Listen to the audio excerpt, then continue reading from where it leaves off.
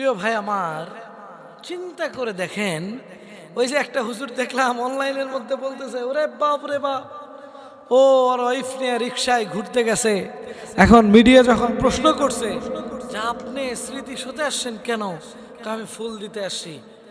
ও এমন বেয়াদবের বেয়াদব, কান্নায় ভেঙে পড়েছে। ওরে বাপ রে বাপ, তোমার মুজিবরে নিয়ে এত দরদ, তোমার নবী অপমানিত হয়, ওলামায়ে কেরামদেরকে জেলখানায় বন্দি করা হয়, কোরআনের পাখিদেরকে বিষাক্ত ইনজেকশন দিয়ে মেরে ফেলা হয়।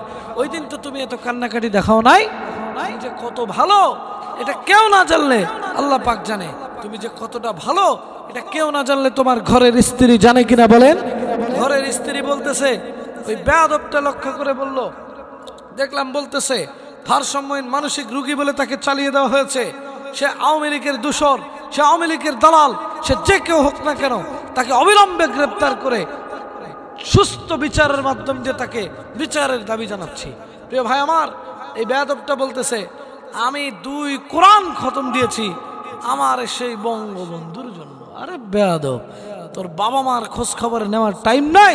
তোর বাবা মা মৃত্যুবরণ করার পরে জীবনে কবরের পাশে গিয়েও দাঁড়াইলা না, তোমার স্ত্রী সন্তানদের দিকে তাকাইলা না, খেয়াল করলা না। তোমার স্ত্রী প্রকাশ্যে বলে দিল, আল্লাহ পাক রব্বুল আলামিন বলেছে আপনি মিথ্যা বলবেন, আপনি হেনস্থার শিকার হবেন, আপনি লাঞ্ছিত হবেন, আপনি অপমানিত হবেন। আমরা এটির প্রমাণ পেয়েছি। আল্লাহ পাক রব্বুল আলামিনের কথা যথার্থভাবে পালিত হবে, এটাই পৃথিবীর নিয়ম, এটাই পৃথিবীর নিয়ম। প্রিয় ভাই আমার, আমরা লক্ষ্য করেছি তার স্ত্রী বারবার বলছিলেন, আরে বাপরে, আপনি 2 কোরআন খতম দিয়েছেন, বেয়াদব, আপনি তো সারা বছর কোরআন নিয়েই বসেন না, আপনি আবার 2 কোরআন খতম দিলেন কেমনে? তাহলে চিন্তা করে দেখেন, আপনার আমার থেকে কি ঘরের স্ত্রী বেশি জানে না কম জানে? বেশি জানে না কম জানে? ওর ঘরের স্ত্রী বলতেছে ও জীবনে কোরআন শরীফ নিয়েই বসে না। আমার তো মনে হয় নামাজও ঠিক মতো পড়ে না।